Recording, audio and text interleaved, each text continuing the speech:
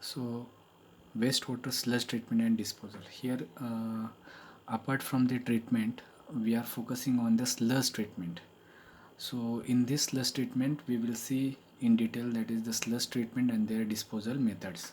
So this is the last part of the wastewater engineering.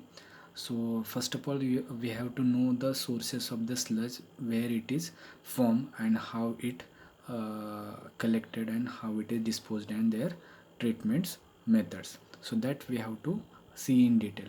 So in conventional wastewater treatment plant, so most of the time the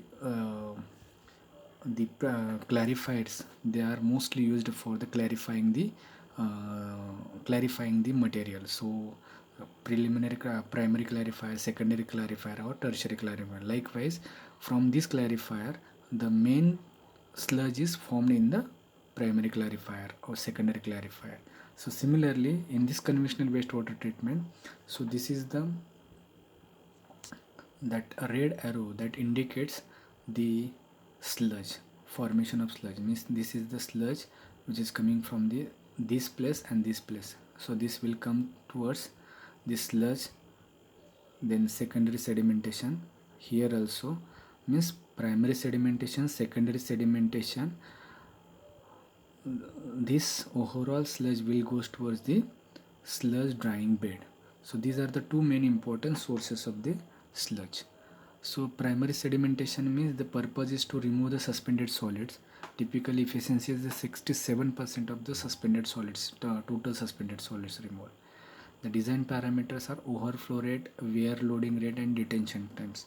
So that is used in all these are the design parameters considered during the sedimentation of the primary at the primary level.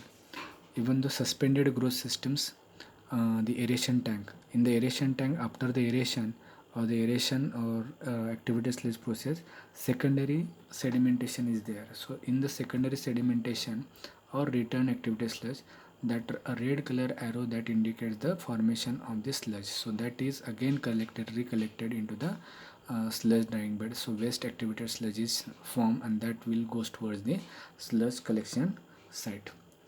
So sludge disposal, so there are 4 to 5 methods. That is, first is the thickening, means by the gravity or flotation sludge is thickening. Digested means aerobic and anaerobic, anaerobically digested and it is converted into the manure. Mechanical dewatering means the water is removed from the sludge and then it form a cake and then it can goes towards the hazardous dumping site. So in the mechanical dewatering, the vacuum filtration and centrifugation, even the pressure filtration processes are used. And very important and the last part of the sludge disposal is the land application or burial, and the last very important is the incineration. All these are the important sub methods of the sludge treatment and their disposal. First is the thickening, second is digestion, third is the mechanical dewatering, and fourth is the disposal. So disposal methods are the land application, burial, and incineration. Mechanical dewatering is the vacuum filtration, centrifugation, and pressure filtration. Digestion is the aerobic and anaerobic, and the thickening is the gravity and flotation. So we will see in detail one by one. So this is the anaerobic sludge digestion, where the sludge is digested and converted into the gas in the form of the methane as well as the CO2. So in this method, from the sludge to gas is formed by using the anaerobic bacteria. So this is the sludge digestion anaerobic treatment method and their flow chart. Okay, this is the anaerobic digester, where the organic waste is digested or sludge is digested and converted into the biogas, and that biogas is used for the electricity or energy generation. This is again one more picture of this biogas from the sludge. This is the schematic diagram of the bioreactor which is working on the sludge. This is the shape or design of this bioreactor. Sludge characteristics: if you see the source in the primary without thickening, the concentration is 2 to 7%. Waste activated sludge, if it is there, so it is the typical concentration is 0.5 to 1.5. from the trickling filter sludge, so the sludge concentration is 1 to 5. Digested, if the sludge is coming from the digested sludge, then the concentration is 4 to 10. If the sludge is coming from the dewatered sludge, so the concentration is more, that is 12 to 15. So sludge dewatering, that is centrifugation. So as we know, it is simple and basic. The principle of the centrifugation means you have to remove the sludge or the solid parts and supernatant parts. Supernatant will goes towards the again reaeration, or we can reuse, and the settleable or settled material is there, so that can be discarded from the centrifugation plant. So this is the design and diagram of this centrifugation process.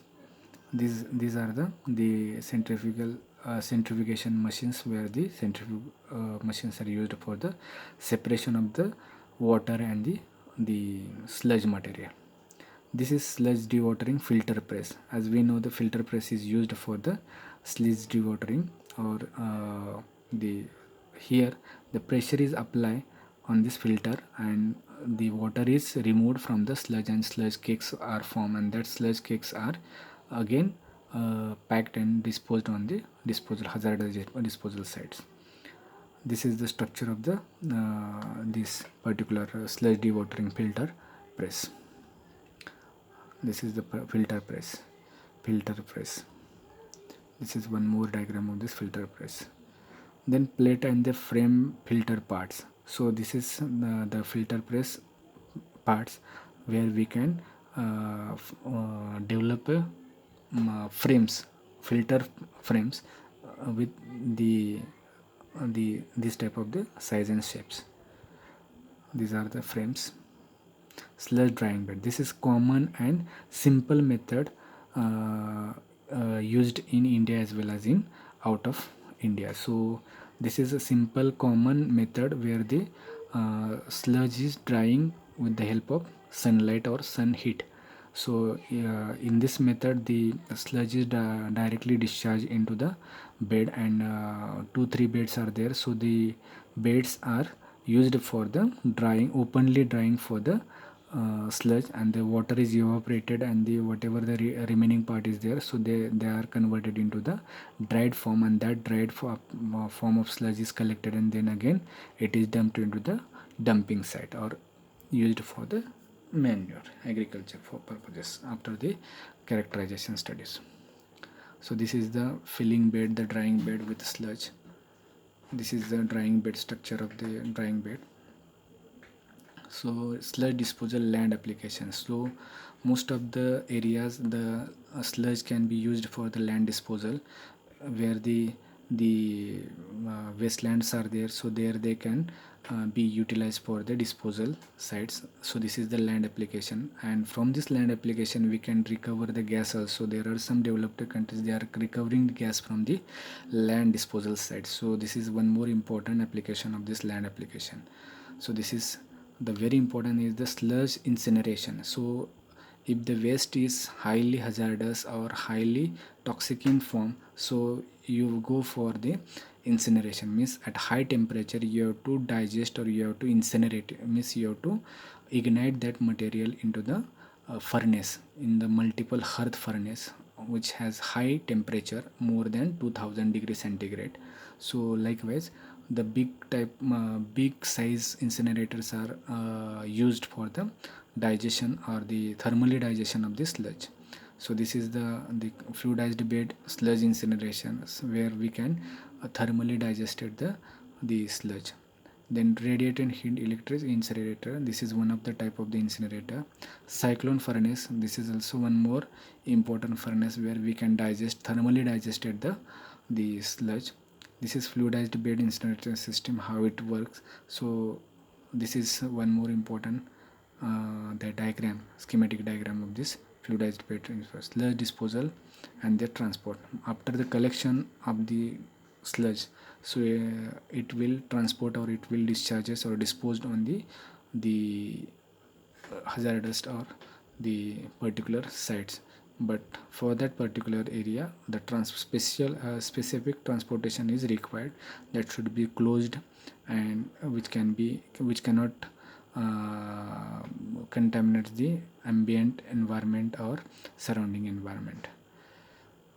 So the important part is the resource recovery from the sewage sludge. So as per the literature or as per the news, there are some recoveries which can be recovered from the sewages. So which can be which we can recover the feed, energy, and minerals. So these are the three important materials which can recover from the sewage. This is the output, and this is the employability opportunity to the workers as well as for the industries also.